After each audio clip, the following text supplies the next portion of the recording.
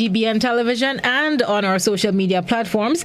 I did promise you we'll be speaking this morning with a representative of NBC Radio. We have joining us now via Zoom Mr. Colvin Harry. He is the program manager at NBC Radio out there in St. Vincent. Colvin, good morning and welcome to The Buzz.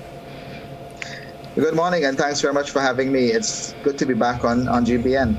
It's always good to have you, and we know you're going through quite a bit. Thank you so much for taking the time to speak with us. Firstly, how has it been going for you? Well, it has been a tough week. We started on Thursday night with our coverage, and I'm referring to, when I say the National Broadcasting Corporation. We have a mandate to keep our nation informed and updated, and as part of that, we went 24-hour with our programming. And my responsibility as program manager meant that I had to be in the hot seat along with my general manager and keeping the nation informed and keeping the station 24 hours a day for the last 7 days. Mm-hmm. This is day number 8. We've literally slept here. The cots are just beside me here. We haven't slept home in our beds for that period of time, because people depend on the company. There are thousands of people in shelters and displaced, and they want someone who can have a discourse. They can call and interact with us. They can get information. What is happening with the volcano? What is happening with the distribution of supplies? How are the numbers going with the shelters? And it has been nevertheless hectic. You can see I'm trying to sort my hair, and it has been going all crazy on me right before the interview as well. But yes, it has been a crazy one, but still, give thanks for life, and we're still blessed that our Caribbean neighbors, Grenada especially, and all of those Caribbean neighbors are coming together to lend assistance. We're really grateful for that. Thank you. And we appreciate the service. We've seen you giving service to Grenada. You were on Beyond the Headlines on Monday. We've seen you on Al Jazeera. You've gone international. And I think because people are concerned about what is happening in St. Vincent, they want to help. And we thank you for the service. Monday I was a little bit concerned when I heard that you haven't been sleeping. I'm glad that even if it's on the cots, that you've gotten some rest in. If I've gotten 3 hours at any given time, that is a lot. For the most part, it has just been a couple hours per day, if it is even possible, because the phones are always ringing. Right. There's always someone calling to find out about something, and then even though you get to go home to probably check in on the family, then the phone is always ringing again, because it's nonstop, because it's really overwhelming. With so many persons in shelters, so many persons are displaced. Mm-hmm. So it's a serious undertaking. But it has grown on me over the last few days, so I'm not complaining anymore about it. Mm-hmm, mm-hmm. I know you're just getting in and doing the job, and we appreciate it. Moving on to the volcano, listening to the last update from the US Seismic Center, I got the feeling that, is it that things are dying down? I'm hearing that there is greater periods in between the eruptions? I wouldn't want to say that it's dying down, because that may just give the wrong impression, and I don't think that's what the scientists are saying. There's just a quiet period, and which is expected and I'm quoting Professor Richard Robertson, who, by the way, is one of the most renowned scientific minds when it comes to volcanology and seismology, and he is the geologist on the ground advising the government and putting out updates daily, sometimes several times per day. We have experienced some large eruptions. Over the weekend, we had several such, about 3 or so. The biggest one being on Saturday. We had a large one which signaled the start of the explosive stage about 19 minutes before 9 o'clock on Friday morning last. And that is where it went downhill with the continuous explosions, sometimes 2 times per day, 3 per day. And for the last 48 hours, it has been a bit more spaced and weaker. They haven't been going up that far into the atmosphere, or that high, I should say, into the atmosphere, which means that they don't get to go to places like Barbados, at least for the last couple of days. Right. We had another explosion this morning, which wasn't predicted. That one caught the scientific folks off guard, because they did say that they expect the spacing to be a bit more between the eruptions based on what they're seeing, the data they're seeing. But Last Afraid had other ideas, and this morning it blew the top about 6:15. Not a very big explosion compared to the last few days, but enough so to send a huge ash cloud into the sky and out to sea on the western coast of the island. Right. I understand why you say it's unpredictable, and we can't say it's dying. Don't give up to this morning. We're still having those large eruptions. So the people of St. Vincent, how has it been in the shelters? Are people getting enough water? I know different islands have been supporting. How is that process going?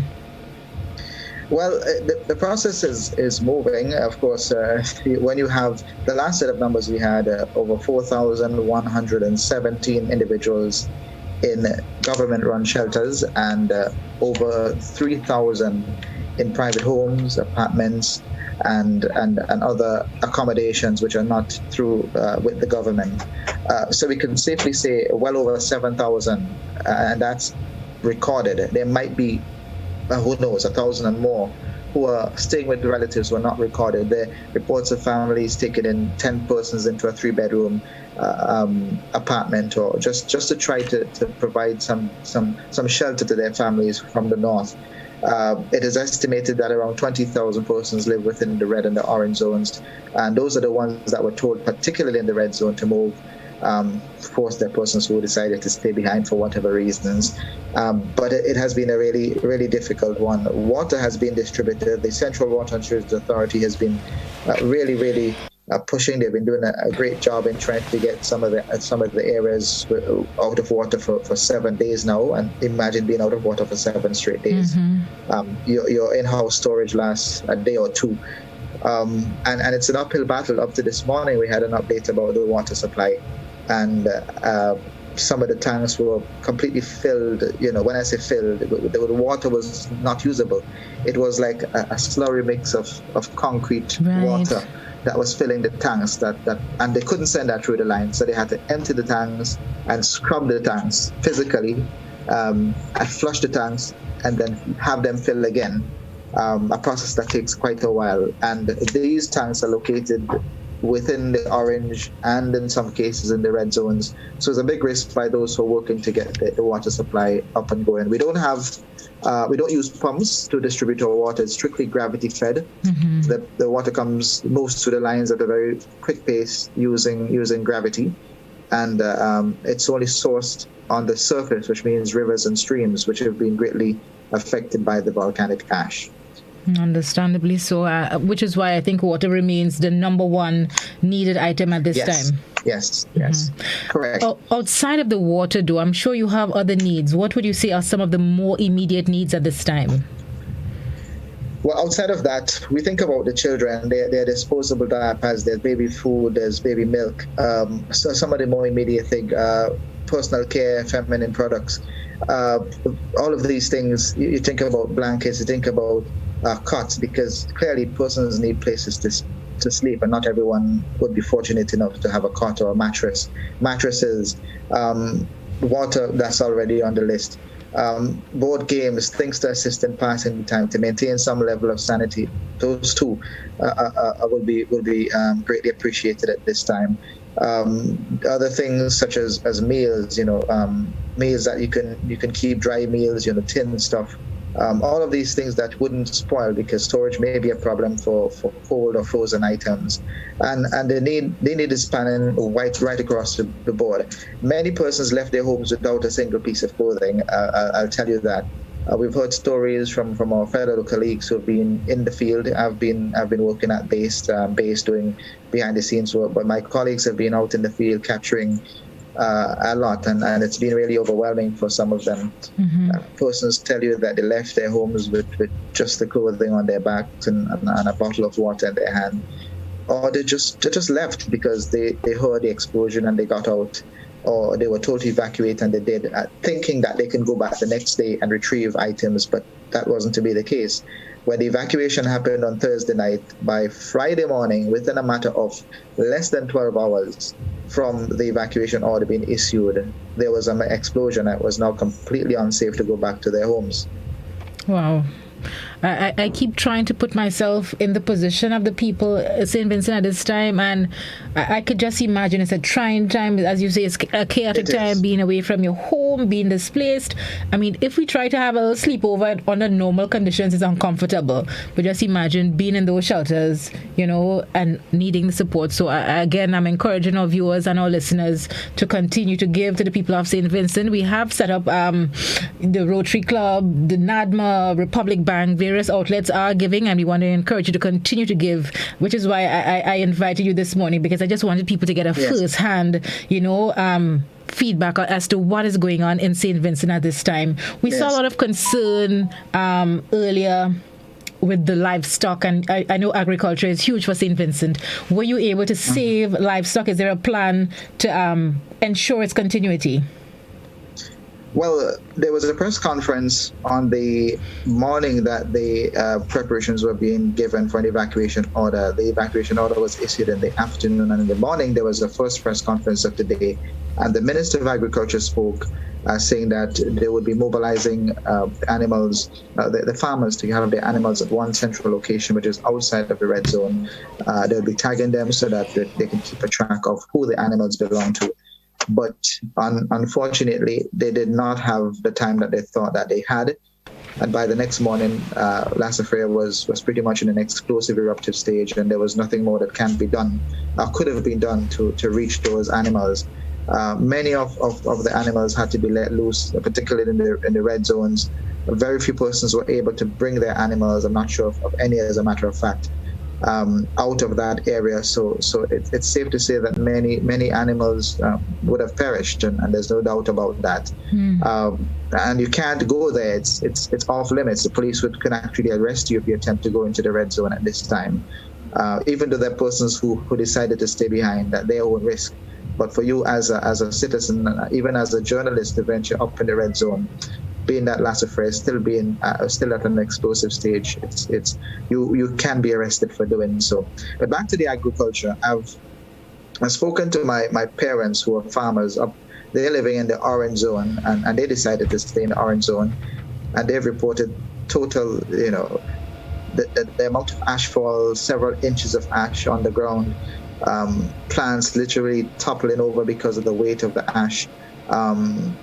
All their crops have been pretty much destroyed because the ash is heavy, and it has a lot of different chemicals, and it sort of kills the plant. Really, it stifles the growth of the plant, and you can't go onto your farm because everything is covered in ash, and you don't want to inhale that. That's not good for your health.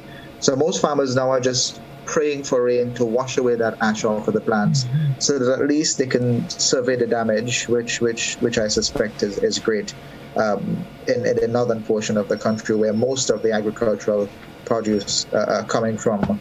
Our arrowroot processing plant was destroyed at Owea. The roof caved in, as what happened with some of the schools in the red zone, some of the public buildings, some of the homes. The roofs have simply caved in. The ash fall was so significant that it left inches upon inches of very dense, heavy ash, compounded by rainfall, which caused a failure of many roofs. So it's safe to say that the agriculture industry suffered a serious blow, and one that would take some time to recover from. Yeah. It's a tough one. You mentioned the rainfall, and I was speaking to somebody earlier this week, and he was saying, let's pray for rain for St. Vincent, and I'm telling him I don't think rain is what they want at this time, because I think it is more difficult to get rid of the ash when it's wet, or is it easier when it's dry? Well, and I've heard Professor Robertson say this. It depends on how much of the rain you get. If it's too much at any given time, what would happen? It would wash the ash off, and then the drains would get clogged. You would have water trying to find a way to pass. On the other hand, if you have just enough rainfall, it could wash the ash away in a sort of a pace that it helps you to clean the environment. And then if it's too slow, it causes the ash to become cement-like, a slurry or like cement. So it pretty much jams your windows, your doors, your gates.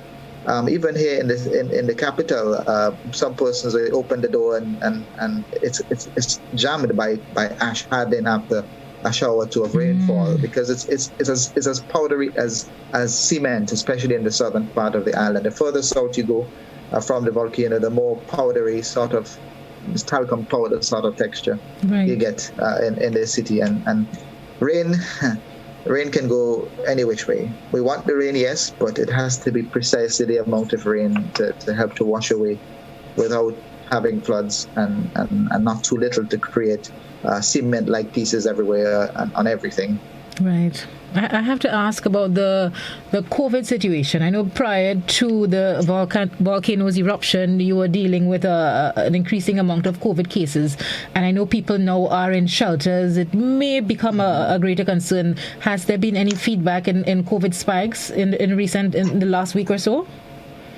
Well, thankfully, we haven't recorded any spikes. Our numbers have fallen off quite considerably leading up to the actual explosive eruption. We had a peak well over a month ago, which was really alarming.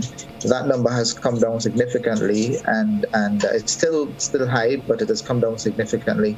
But the issue now is, and the main concern by the health authorities is that persons from different communities, they're mixing and mingling.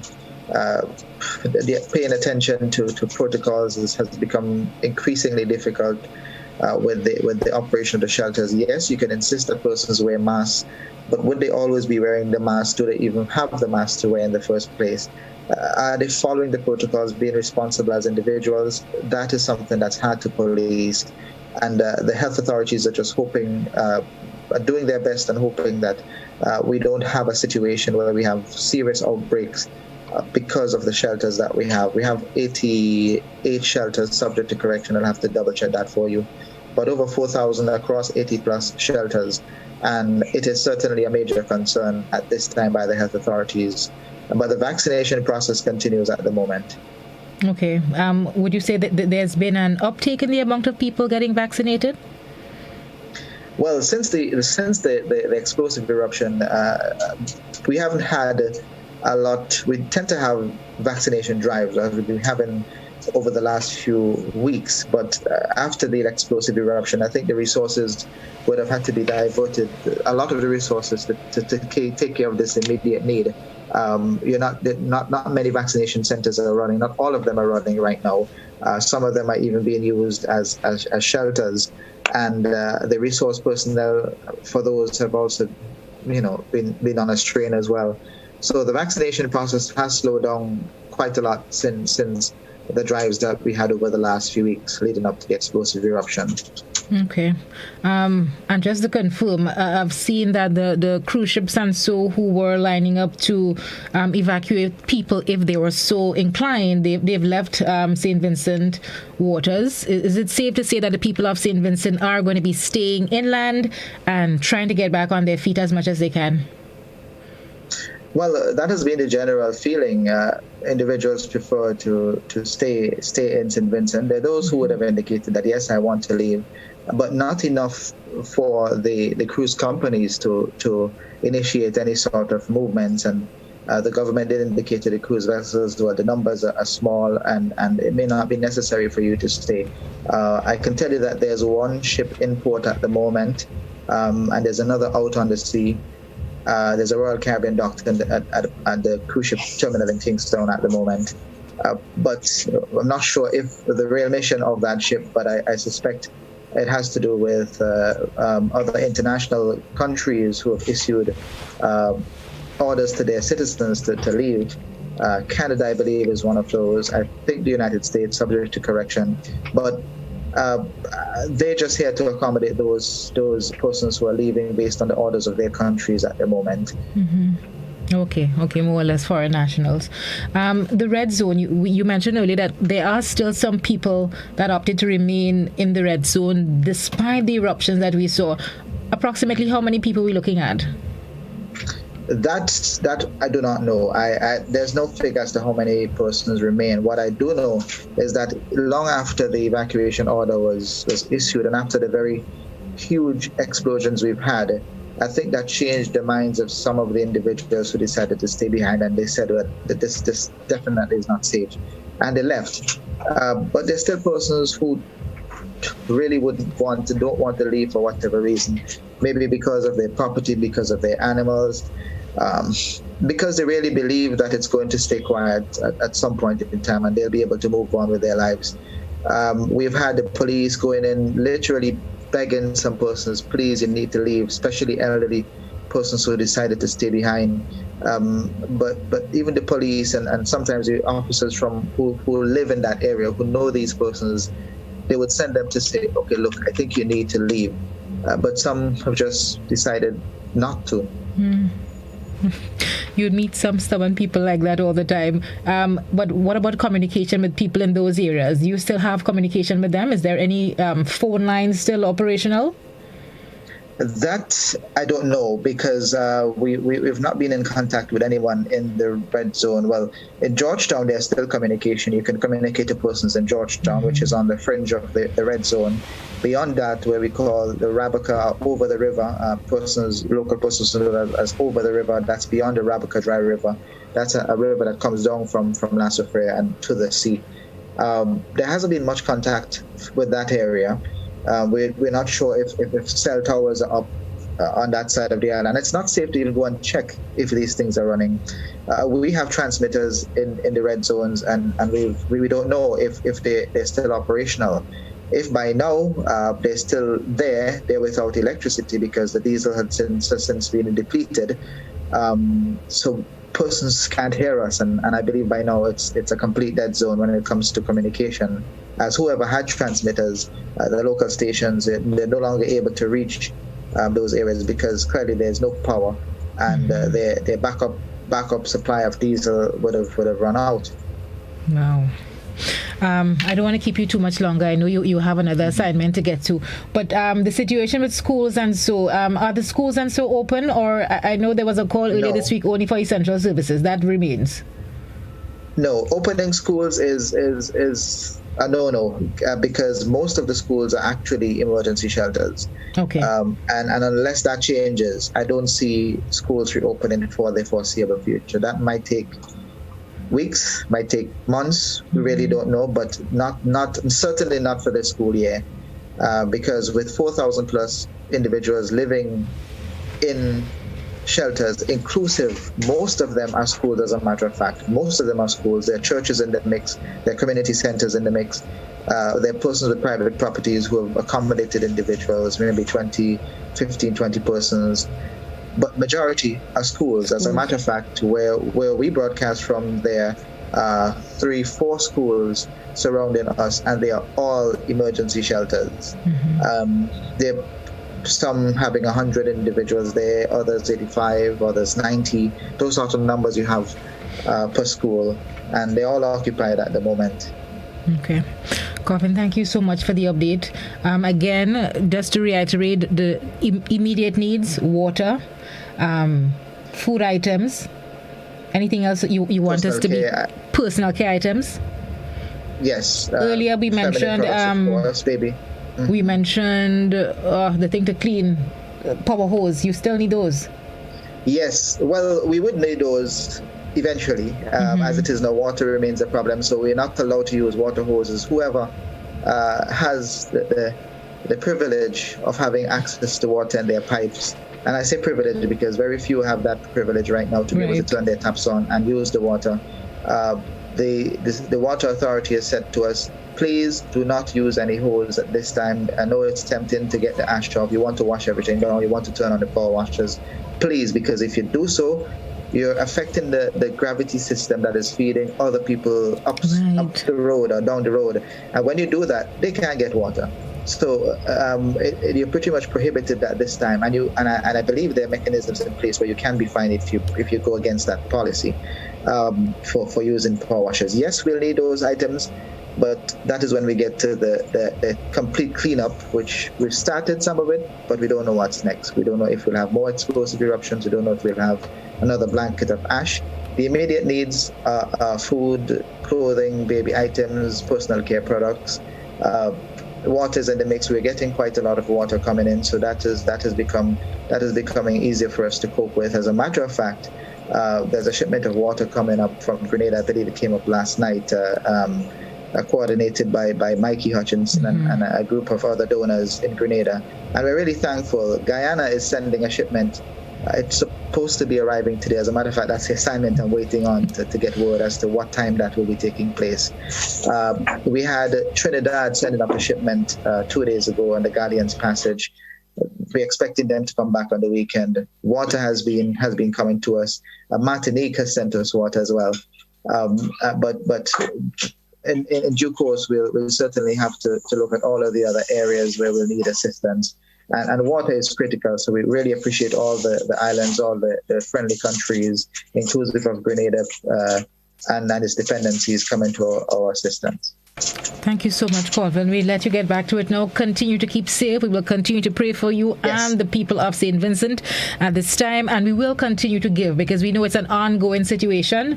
I keep telling the people it is not a one-off fix. It's a continuous situation. You need water every day. It's going to take a while. It's going to take a while. You're going to take a while. And I want to add to that, if you don't mind me adding, is that even though we get the water supplies back in our pipes, it would not be safe for consumption as to drink from the tap for many months. Right. Reason being, the ashes contaminated all of the reservoirs, and you can use it safely probably for to have a bath or to wash some clothes, but for cooking might be a chance, but definitely cannot drink from the tap for a while to come. So water will be an ongoing need of that, I'm sure. Okay, thank you so much. We appreciate, and we will continue with the drives to make sure we get you supplies. Yes, and thank you. It's an absolute pleasure. Thank you very much for your assistance. Keep safe. Folks, we've been chatting there with Mr. Colvin Harry. He is the program manager at NBC Radio. Thank you so much, Colvin, again, for taking the time. It's been very hectic. We saw the demands on his time, and we appreciate him taking a few minutes to chat with us this morning to bring us up to speed as to what is going on in St. Vincent. There are a lot of other areas we could have touched on, but I know he has a lot to get back to, so we'll probably chat with him again at another time to bring you some more updates. I know you've been wanting information, wondering what is going on in St. Vincent. They're one of our closest neighbors, and I keep saying they've been very good to us in the past. When we were in need, we have to continue to be our brother's keeper. It is 28 minutes after 10. We'll say goodbye to our television viewers at this time. Have a great weekend. Be safe. Enjoy the beaches. Enjoy Grenada. We have a wonderful country. Get your vaccines. The centers are opened across the island. They're free. We need to get past COVID, folks, and that's one of the ways to do it. Bye to those of you on television. We'll continue the programming here on Classic Radio. Stay with us.